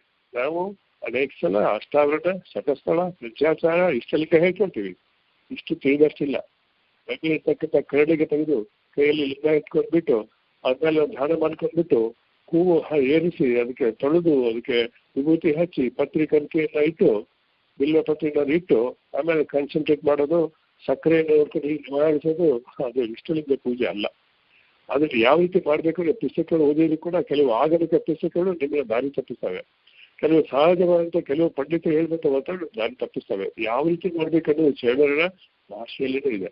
ಈ ರೀತಿ ಇಷ್ಟಲಿಂಗದ ಬಗ್ಗೆ ಆಗ್ಲಿ, ಪಂಚಾಚಾರಗಳ ಬಗ್ಗೆ ಆಗ್ಲಿ, ಅಷ್ಟಾವರಣದಲ್ಲಿ ಪ್ರತಿಯೊಂದು 8 ಏನು ಅಷ್ಟ ಅಂತ ಬರ್ತವೆ, ಪ್ರತಿಯೊಂದು ವಸ್ತು ಏನು ಬರ್ತದೆ, ಅದು ಲಿಂಗ ಇರ್ಬೋದು, ಜಂಗಮ ಇರ್ಬೋದು, ಪ್ರಸಾದ ಇರ್ಬೋದು, ಪಾದೋದಕ ಇರ್ಬೋದು, ಮಂತ್ರ ಇರ್ಬೋದು, ರುದ್ರಾಕ್ಷ ಇರ್ಬೋದು, ಯಾವುದೇ ಇದ್ರು ಅದರ ಅರ್ಥ ಏನು, ಅದಕ್ಕೆ ಯಾಕೆ ಬಂದಿದೆ, ಅವೆಲ್ಲರೂ ಕೂತ್ಕೊಂಡು ಸಮಗ್ರ ಅರ್ಥ ಏನು, ಅದು ಆಧ್ಯಾತ್ಮಿಕವಾದಂಥ ವಿಷಯ. ಇನ್ನು ನೈತಿಕವಾದಂಥ ವಿಷಯ, ಆಮೇಲೆ ವೈವಾಹಿಕ ಜೀವನ ನಡ್ತಕ್ಕಂಥ ವಿಷಯ, ಕಾಯಕದ ವಿಷಯ, ದಾಸೋಹದ ವಿಷಯ, ಹೀಗೆ ಅನೇಕ ಭಿನ್ನಗಳನ್ನಾಗಿ ನಾವು ವಚನಗಳನ್ನ ಕ್ರೋಢೀಕರಿಸಿ ಅವುಗಳಲ್ಲಿ ಬಂದಂತ ವಿಚಾರಗಳನ್ನ ನಾವು ಪ್ರತಿಯೊಂದು ಇಂಥ ಒಂದು ಏನು ಚರ್ಚಾಕೂಟ ಮಾಡ್ಕೊಳ್ತೀವಿ, ಅನುಭವ ಹಂಚ್ಕೋ ಪ್ರಯತ್ನ ಮಾಡ್ತಿದ್ದೀವಿ. ಇಲ್ಲಿ ತಜ್ಞರನ್ನ ಕರೆಸಿ ಪ್ರಾಸ್ತಾವಿಕವಾಗಿ ನಾನು ಹೇಳುವ ಹಾಗೆ ಒಂದು 5-10 ನಿಮಿಷ 15 ನಿಮಿಷ ಮಾತಾಡ್ಲಿ, ಉಳಿದವ್ರು ಅದ್ರ ಮೇಲೆ ಪ್ರಶ್ನೆ ಕೇಳಿ, ಈ ರೀತಿ ನಾವು ಮಾಡ್ಕೊಂಡು ಹೋಗ್ಬೇಕು. ಅದರಲ್ಲಿ ಈಗ ಪ್ರತಿಯೊಬ್ರು ಕೂಡ ಕೇಳುವ ಪ್ರಶ್ನೆಯನ್ನ ನಿಮ್ಗೆ ಉತ್ತರ ಗೊತ್ತಿದೆ ದಯವಿಟ್ಟು ಕೇಳ್ಬೇಡಿ, ಉತ್ತರ ಗೊತ್ತಿಲ್ಲ ಅಂದ್ರೆ ಕೇಳಿ. ಇದಕ್ಕೆಲ್ಲ ಗೊತ್ತಿದ್ದವರು ನಿಮ್ಮ ಉತ್ತರವನ್ನ ಅಥವಾ ನಿಮ್ಮ ಒಂದು ಅಭಿಪ್ರಾಯವನ್ನ ಅಥವಾ ನಿಮ್ಮ ಒಂದು ಅನುಭವವನ್ನ ಹೇಳ್ಕೊಳ್ಳೋಕೆ ಅವಕಾಶ ಇದೆ, ಹೇಳ್ಕೊಳ್ಳಿ. ಅದರಿಂದ ಕೇಳುವವರಿಗೆ ಕೂಡ ಉಪಯೋಗ ಆಗುತ್ತೆ, ನಿಮಗೂ ಇನ್ನಷ್ಟು ಕ್ಲಾರಿಫಿಕೇಶನ್ ಬರ್ತದೆ, ಒಂದು ದೃಢತೆ ಬರ್ತದೆ. ಈ ರೀತಿಯ ಒಂದು ವಿಚಾರ ಸರಣಿನ ನಾವು ಮಾಡಬೇಕು. ಆದ್ರಿಂದ ನಾನು ತಮ್ಮೆಲ್ಲರಲ್ಲಿ ಬಹಳಷ್ಟು ಕಳಕಳಿಯಿಂದ ಕೇಳ್ಕೊಳ್ಳೋದೇನು ಅಂತಂದ್ರೆ, ಇಂತಹ ಒಂದು ವಿಚಾರ ಮಂಥನವನ್ನ ಮಾಡುವಾಗ ನಮಗೆ ಒಂದು ಮಾದರಿ ಯಾವುದು ಅಂದ್ರೆ 12ನೇ ಶತಮಾನದಲ್ಲಿ ಅನುಭವ ಮಂಟಪ. ಅಲ್ಲಿ ಸುಮಾರು 100 ಗಟ್ಟಲೆ ಶರಣರು ಕೂಡಿದ್ರು. ಅವರು ಕೂಡಿದಾಗ ಹೇಗೆ ಅವರು ವಿಚಾರ ಮಂಥನ ಮಾಡ್ತಾ ಇದ್ರು ಅನ್ನೋದನ್ನು ನಾವು ಅರ್ಥ ಮಾಡ್ಕೋಬೇಕಾಗಿತ್ತು. ಅಂದ್ರೆ ಸಂಪಾದನೆಗಳು 4 ಯಾವ್ದಾದ್ರು ಒಂದನ್ನು ಓದಿ, ಅದರಲ್ಲಿ ಬಹಳಷ್ಟು ಚೆನ್ನಾಗಿರೋದು ಕೊಟ್ಟು ಕೊನೆಗೆ ಬಂದಿರೋದು ಗೂವಿರ ಸಿದ್ದಣ್ಣ ಒಡೆಯರ್ದು ಏನಿದೆ, ಅದು 1616 ಕಂಪೈಲ್ ಮಾಡ್ತಕ್ಕಂಥದ್ದು ಸ್ವಂತ ಪುಸ್ತಕ ಅಲ್ಲ ಅದು. ಅದು ವಚನಗಳನ್ನ ಸಂಖ್ಯೆ ವಚನಗಳನ್ನ ಮಾಡಿಕೊಂಡು ಸಂಪಾದನೆ ಮಾಡಿದ್ದು, ಎಡಿಟ್ ಮಾಡಿದ್ದು, ಅರ್ಥಗರ್ಭಿತವಾಗಿ ಅರ್ಥ ಮಾಡಿದ್ದಾರೆ. ಅಲ್ಲಿ ಬರ್ತಕ್ಕಂಥ ಸಂವಾದಗಳನ್ನ ನೋಡ್ಬೇಕು.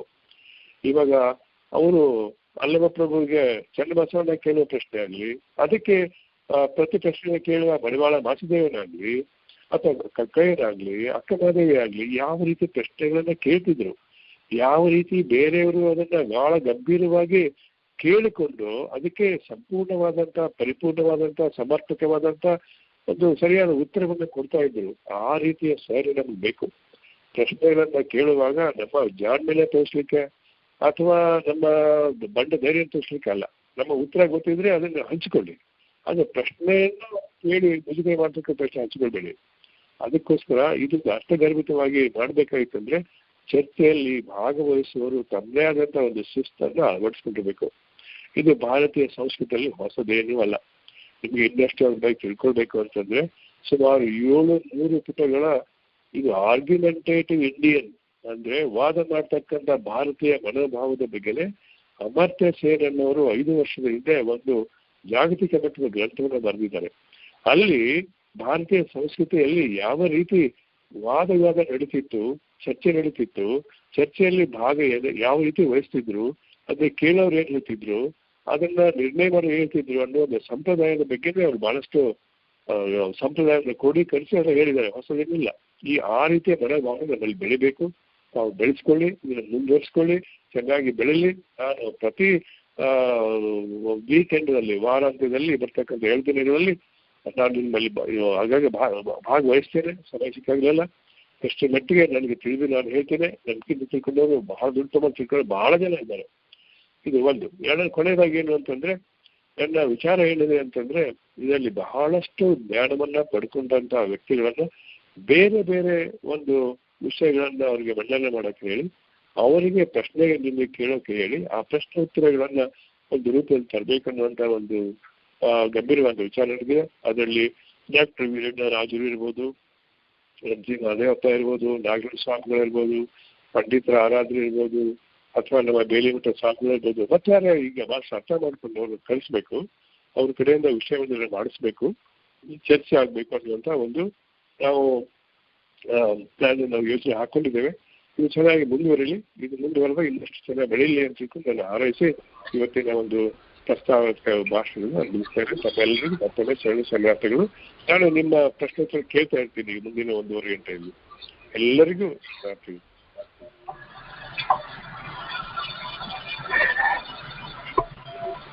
ವಚನ ಮುಂದೆ ಮುಗಿತು. Okay sir. ಇವರಿಗೆ ಪ್ರಾಸ್ತಾವಿಕ ನುಡಿಗಳನ್ನು ಆಡಿದಂತ ಡಾಕ್ಟರ್ ಶಿವಾನಂದ್ ಜಾಮದಾರ್ ಸರ್ ಅವರಿಗೆ ಧನ್ಯವಾದಗಳು.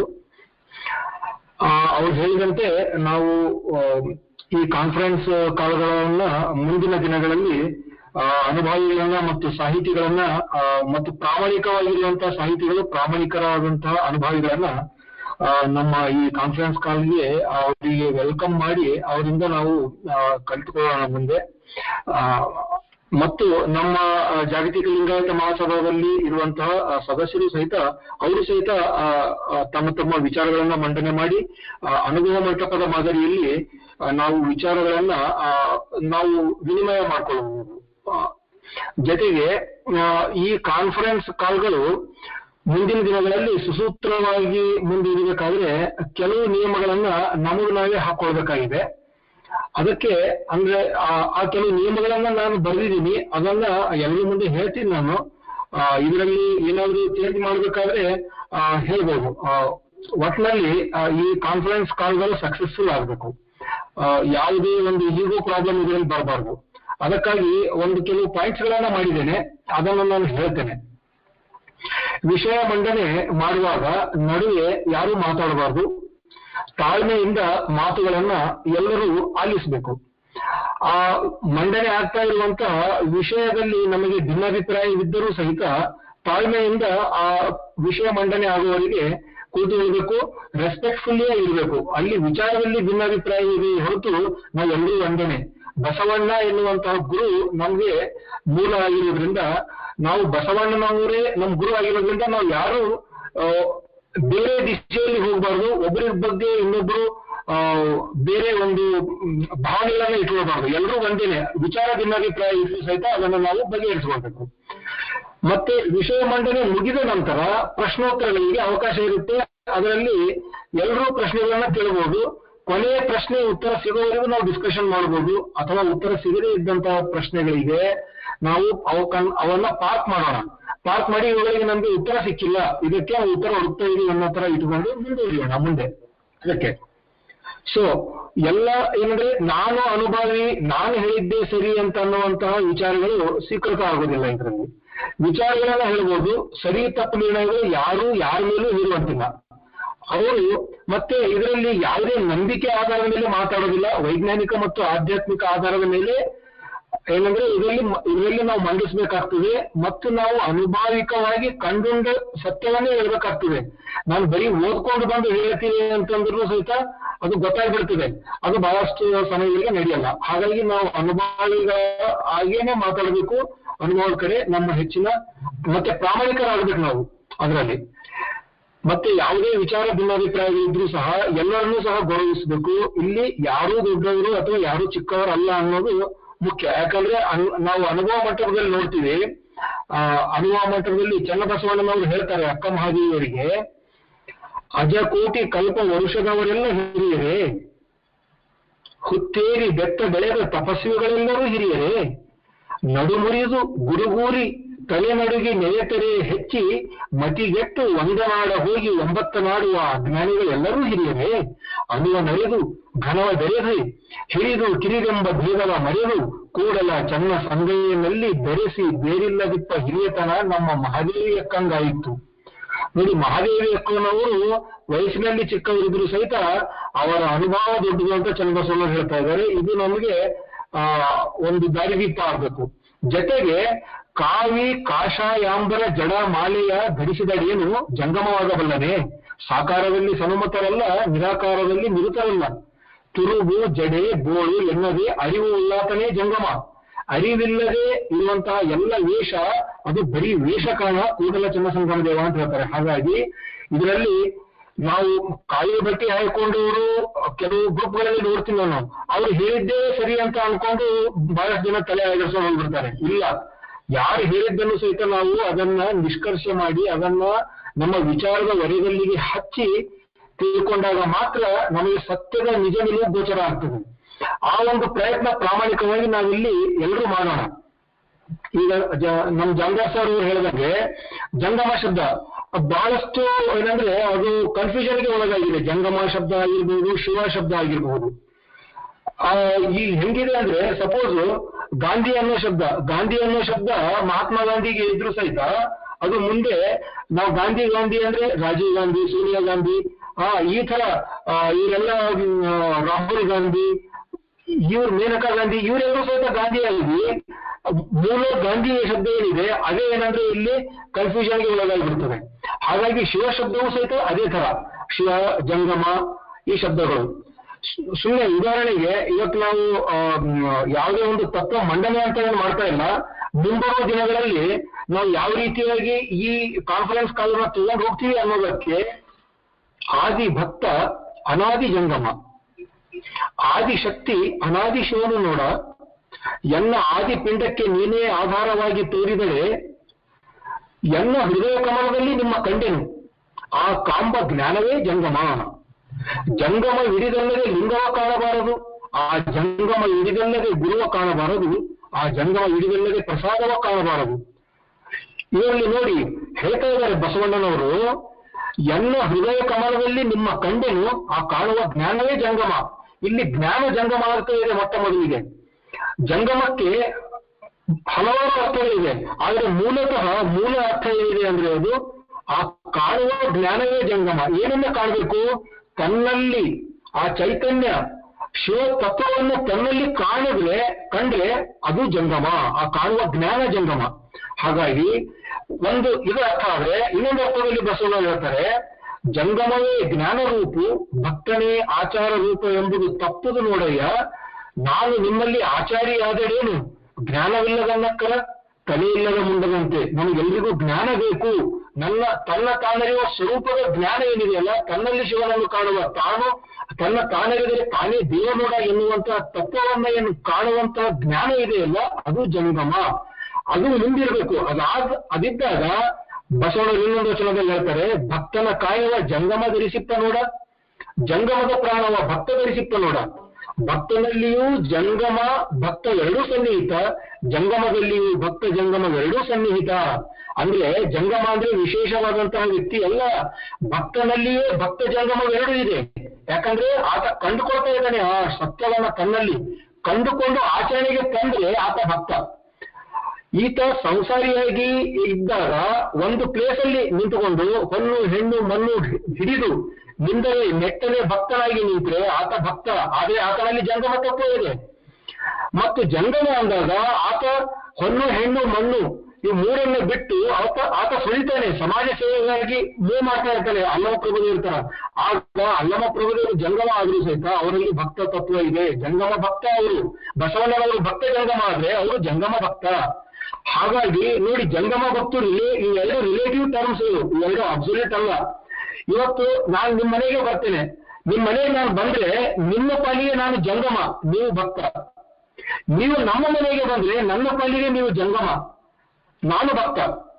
ಯಾಕಂದ್ರೆ ಬಸವಣ್ಣನವರು ಕಲ್ಯಾಣದಲ್ಲಿದ್ದಾಗ ಅಲ್ಲಮ ಪ್ರಭುದೇವರು ಕಲ್ಯಾಣಕ್ಕೆ ಬಂದ್ರೆ ಅಲ್ಲಮ ಪ್ರಭುದೇವರು ಜಂಗಮ ಆಗ್ತಾರೆ.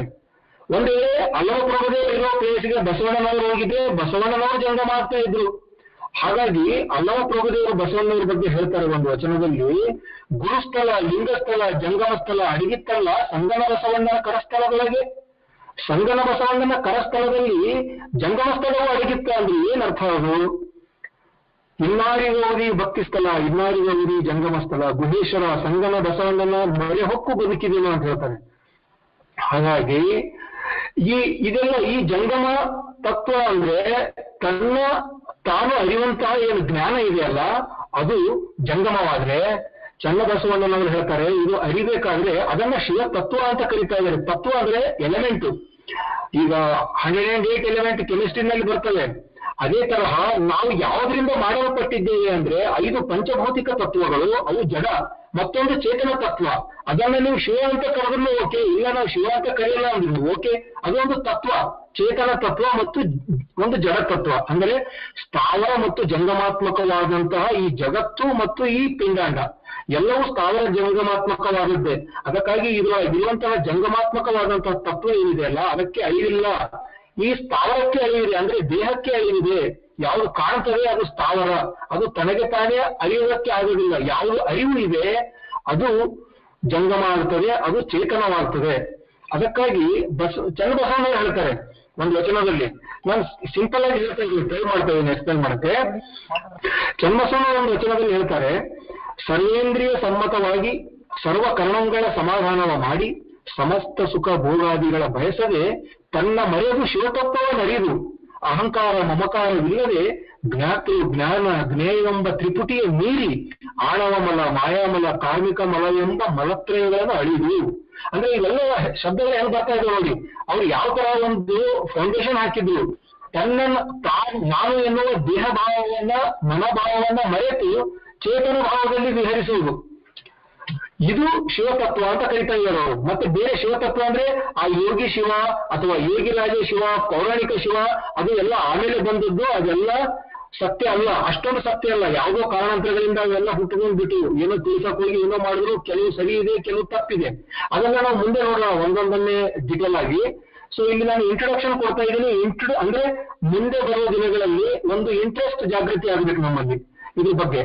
ಅದಕ್ಕೆ ಚನ್ನಬಸವಣ್ಣವ್ರದ್ದು ಇನ್ನೊಂದು ವಚನ ತಗೊಳ್ತೀನಿ ನಾನು. ಅವ್ರು ಹೇಳ್ತಾರೆ, ಪೃಥ್ವಿಯಿಂದ ಈಶ್ವರ ಪರ್ಯಂತ ಪಂಚವಿಂಶತಿ ತತ್ವಗಳು ಉತ್ಪತ್ತಿಯ.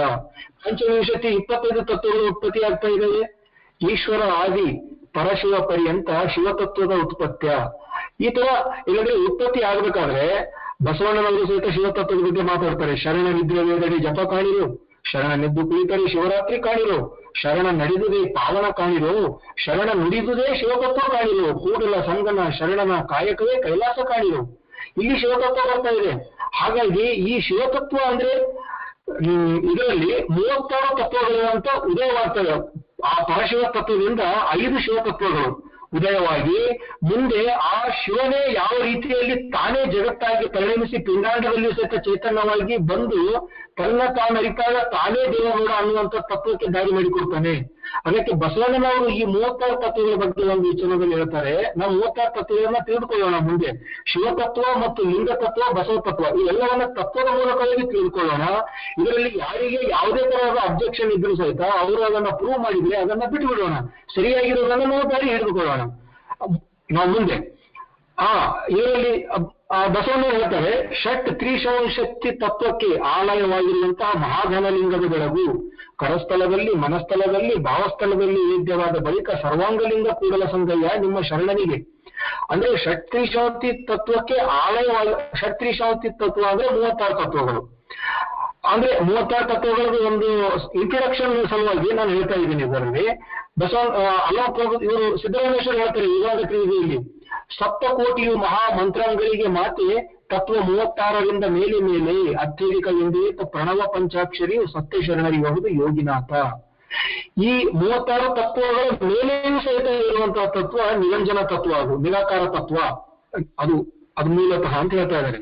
ಸೊ ಚನ್ನಬಸವಣ್ಣನವರು ಸಹಿತ ಈ 5 ತತ್ವಗಳ ಬಗ್ಗೆ ಹೇಳ್ತಾರೆ. ಶಿವತತ್ವ 5 ಅವು ಯಾವುವು ಎಂದರೆ ಶಿವ, ಶಕ್ತಿ, ಸಾಧಕ್ಯ, ಈಶ್ವರ, ಶುದ್ಧ ವಿದ್ಯೆ. ಇಂತು ಶಿವತತ್ವ 5. ಇನ್ನು ವಿದ್ಯಾತತ್ವ ಎಂತೆಂದರೆ ಅಂತ ಹೇಳ್ತಾರೆ, ಕಲೆ, ರಾಗ, ನಿಯತಿ, ವಿದ್ಯೆ, ಈ ತರ ಹೇಳ್ಕೊಂಡು ಹೋಗ್ತಾರೆ, ಪ್ರಕೃತಿ ಅಂತ ಇದೆಲ್ಲ. ಸೊ ಇವೆಲ್ಲ ನಾವು ಮುಂದೆ ಡಿಸ್ಕಷನ್ ಮಾಡೋಣ. ಶಿವ ಅಂದ್ರೆ ಏನು, ಜಂಗಮ ಅಂದ್ರೆ ಏನು, ಗುರು, ಲಿಂಗ, ಜಂಗಮ ಇವೆಲ್ಲ ನಾವು ಆಡು ಭಾಷೆಯಲ್ಲಿ ತಗೊಂಡ್ಬರ್ಬೇಕು. ಅರಿವು ಅಂದ್ರೆ ಏನು, ಆಚಾರ, ಅನುಭವ, ನಾವೆಲ್ಲವನ್ನ ಕಾಣೋದಕ್ಕೆ ಸಾಧ್ಯ ಇದೆ. ಯಾರೋ ಹೇಳಿದ್ದನ್ನ ನಂಬಿಬಿಟ್ಟು ಈಗ ಉಪಾಧಿಕವಾಗಿ ಹೊರಗೆ ಕಾಣುವಂತಹ ವ್ಯಕ್ತಿಗಳನ್ನ ಗುರು ಜಂಗಮ ಅನ್ನೋದು ಬೇಡ.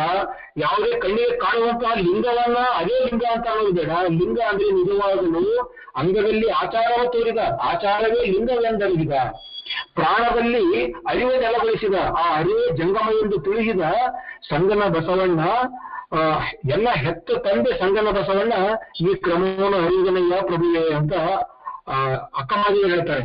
ಸೊ ಇಲ್ಲಿ ಲಿಂಗ ಅಂದ್ರೆ ಮೂಲತಃ ನಮ್ಮ ಆಚಾರ. ಅರಿವು ಅಂದ್ರೆ ಏನು, ತನ್ನ ತಾನು ಅರಿಯೋದು. ತನ್ನ ತಾನು ಅರಿತ ಮೇಲೆ ಆ ಅರಿವು ಆಚಾರವಾಗಿ ಹೊರಹೊಮ್ಮಬೇಕು, ಜ್ಞಾನ ಕ್ರಿಯೆ ಆಗಬೇಕು, ಅದು ಲಿಂಗ ಆಗ್ತದೆ. ಜ್ಞಾನ ಮತ್ತು ಕ್ರಿಯೆಗಳ ಸಮನ್ವಯವಾದಾಗ ಅದು ಜಂಗಮವಾಗ್ತದೆ.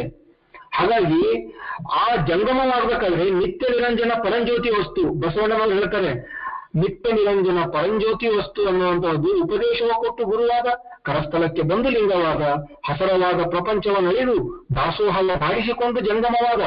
ಇಂತಿ ಗುರು ಲಿಂಗ ಜಂಗಮ ಒಂದೇ ಅಲ್ಲವೇ ಭಿನ್ನವಿಲ್ಲ, ಈ ಮೂರಕ್ಕೆ ಮೂರನಿತ್ತು ಮೂರನೊಂದು ಮಾಡಬಲ್ಲಡೆ ಆತ ಪ್ರಸಾದ ಕಾಯನಯ್ಯ ಕೂಡಲ ಸಂಗಮ ದೇವ ಅಂತಾರೆ. ಅಂದ್ರೆ ಇಲ್ಲಿ ಜಂಗಮ ಅಂದ್ರೆ ತತ್ವ, ಆ ನಿತ್ಯ ನಿರಂಜನ ಪರಂಜ್ಯೋತಿ ವಸ್ತು. ಯಾವ ಒಬ್ಬ ಗುರುವಿನಿಂದ ಅಂದ್ರೆ ಅವನು ಗುರು ಆಗ್ಬೇಕಾದ್ರೆ ತನ್ನ ತಾನು ಅರಿತಂತಹ ವ್ಯಕ್ತಿಯಾಗಿರ್ಬೇಕು, ಸಾಧನೆ ಮಾಡಿರಬೇಕು, ಪ್ರಾಮಾಣಿಕನಾಗಿರ್ಬೇಕು, ಕಾಯಕದಲ್ಲಿ ನಿರತನಾಗಿರಬೇಕು, ಭಕ್ತನಾಗಿರಬೇಕು. ಮೊದಲು ಭಕ್ತನಾದವ ಮಾತ್ರ ಗುರುವಾಗಲು ಸಾಧ್ಯ. ಯಾಕಂದ್ರೆ ಬಸವಣ್ಣನವರು ಗುರು ಅದಕ್ಕೆ ಎಲ್ಲ ಪ್ರಭುಗಳು ಹೇಳ್ತಾರೆ, ಬಸವಣ್ಣನವರು ಭಕ್ತರಾಗಿ ಗುರುವಾಗ್ತಾರೆ, ಅದು ಆ ಗುರುತ್ವವನ್ನು ಸಂಪಾದಿಸ್ತಾರೆ ಅವರು. ಯಾಕಂದ್ರೆ ಅಲ್ಲಾ ಪ್ರಭುಗಳು ಹೇಳ್ತಾರೆ ಅವ್ರಿಗೆ, ಶಿವ ಗುರು ಎಂದು ಬಲ್ಲಾತನೇ ಗುರು. ಮುಂದೆ ಬರ್ತಾರೆ, ಗುರು ಲಿಂಗ ಜಂಗ ಪ್ರಸಾದ ಪಾದದ ಕೈ ಎಲ್ಲವೂ ಬಲ್ಲಾತನೇ ಗುರು. ಇಂತಿ ಪಂಚಯುಗವೇ ಪಂಚಬ್ರಹ್ಮವೆಂದರಿದ ಮಹಾಮಹಿಮ ಸಂಗನ ಬಸವಣ್ಣ ಎನಗೆಯೂ ಗುರು ನಿನಗೆಯೂ ಗುರು ಜಗವೆಲ್ಲಕ್ಕೆಯೂ ಗುರು ಕಾರಣ ಗುಹೇಶ್ವರ ಅಂದಾಗ ನಾವೆಲ್ಲರೂ ಮೂಲತಃ ಗುರುವಾಗುವಂತಹ ಕೆಪಾಸಿಟಿ ನಮ್ಮಲ್ಲೇ ಇದೆ. ನಾವೇ ಗುರುವಾಗಬೇಕು ಅರಿವಿನಿಂದ, ನಾವು ಆಚಾರದಿಂದ ಲಿಂಗವಾಗಬೇಕು, ಅನುಭವದಿಂದ ಜಂಗಮವಾಗಬೇಕು. ಇವು ಆದಾಗ ಈ ತನು ಮನ ಧನ ಎನ್ನುವಂತಹ ಮೂರು ಏನು ಸ್ಥೂಲ ಸೂಕ್ಷ್ಮ ಕಾರಣ ಶರೀರಗಳನ್ನ ಅರ್ಪಣೆ ಮಾಡ್ಬೇಕಂದಾಗ ನಾವು ಈ ದೇಹಭಾವ ಜೀವಭಾವವನ್ನ ಅಳೆದು ನಾವು ಶುದ್ಧರಾಗಬೇಕು. ಅಂದ್ರೆ ನಮ್ಮಲ್ಲಿ ಶುದ್ಧತೆ, ಒಂದು ಜ್ಞಾನ ಮೂಡಬೇಕು, ತನ್ನಲ್ಲಿ ದೇವನನ್ನ ಕಾಣುವಂತಹದ್ದು. ಆಗ ನಾವು ಎಲ್ಲರಲ್ಲಿಯೂ ದೇವನನ್ನ ಕಾಣ್ತೇವೆ. ಆಗ ಎತ್ತೆತ್ತ ನೋಡಿದರೆ ಅತ್ತತ್ತ ನೀನೇ ದೇವ, ಸಕಲ ವಿಸ್ತಾರದ ರೂಪು ನೀನೇ ದೇವ ಅನ್ನುವಂತಹ ಆ ಒಂದು ತತ್ವದ ಅರಿವು ನಮಗೆ ಬರ್ತದೆ ಅದರಲ್ಲಿ. ಸೊ ಬಂದಾಗ ನಾವು ಬಸವಣ್ಣನವರು ನಡೆದು ಹೋದಂತ ಹೆಜ್ಜೆಯಲ್ಲಿ ಒಂದು ಚಿಕ್ಕ ಚಿಕ್ಕ ಹೆಜ್ಜೆಗಳನ್ನ ಇಟ್ಕೊಂಡು ಹೋಗೋದಕ್ಕೆ ಸಾಧ್ಯ ಆಗ್ತದೆ ನಮಗೆ ಮುಂದೆ. ಸೊ ಮುಂಬರುವ ದಿನಗಳಲ್ಲಿ ಇವೆಲ್ಲವನ್ನ ನಾವು ವಿಚಾರ ಮಾಡೋಣ. ವಚನಗಳ ಬಗ್ಗೆ ನಾವು ಚರ್ಚೆ ಮಾಡುವಾಗ ಏನ್ ಮಾಡ್ಬೇಕು ಅಂದ್ರೆ, ಯಾವ ವಚನವನ್ನ ನಾವು ಆವತ್ತು ನಿಷ್ಕರ್ಷ ಮಾಡಲಿದ್ದೇವೆ ಅನ್ನೋದನ್ನ ಮೊದಲೇ ಹೇಳ್ಬೋದು, ಅಥವಾ ನೀವು ಯಾರು ಅದನ್ನು ವ್ಯಾಖ್ಯಾನ ಮಾಡಕ್ ಹೋಗ್ತೀರಿ ಅವರು ಪ್ರಾರಂಭದಲ್ಲಿ ಆ ವಚನ ಯಾವುದು ಅಂತ ಹೇಳ್ಬೇಕು, ಅದು ಯಾವ ವಿಷಯಕ್ಕೆ ಸಂಬಂಧಪಟ್ಟಿದೆ ಅಂತ ಹೇಳ್ಬೇಕು. ಆ ವಿಷಯದಲ್ಲಿ ಇದ್ದಂತ ಗಹನವಾದಂತ ಅಂಶಗಳನ್ನ ಆ ವಚನವನ್ನೇ ತಗೊಳ್ಬೇಕು. ತಗೊಂಡ್ಬಿಟ್ಟು ಅಲ್ಲಿಯ ಗಹನವಾದ ಶಬ್ದಗಳನ್ನ ಅಂಡರ್ಲೈನ್ ಮಾಡಬೇಕು. ಮಾಡಿ ಪ್ರತಿಯೊಂದು ಶಬ್ದವನ್ನ ಬಹಳಷ್ಟು ಸರಳೆಯಿಂದ ನಿಧಾನವಾಗಿ ಸ್ಪಷ್ಟವಾಗಿ ಗಡಿಬಿಡಿ ಮಾಡಲಾರ್ದೆ ಅವುಗಳ ಅರ್ಥ ಹಾಕ್ಕೊಂಡು ಹೋಗ್ಬೇಕು. ನೀವು ಯಾರಾದ್ರೂ ಒಂದು ವಚನ ಹಾಕೊಂಡ್ಬಿಟ್ಟು ಅದನ್ನೇ ತಿರುಗಿ ಹೇಳ್ಕೊಂಡ್ರೆ ಆಗೋಲ್ಲ. ಅಂಶದಲ್ಲಿ ಓದ್ಬಿಟ್ರೆ ಆಗಲ್ಲ. ಯಾಕಂದ್ರೆ ಇವು ಬಹಳ ಗಹನವಾದಂಥ ವಿಷಯಗಳು.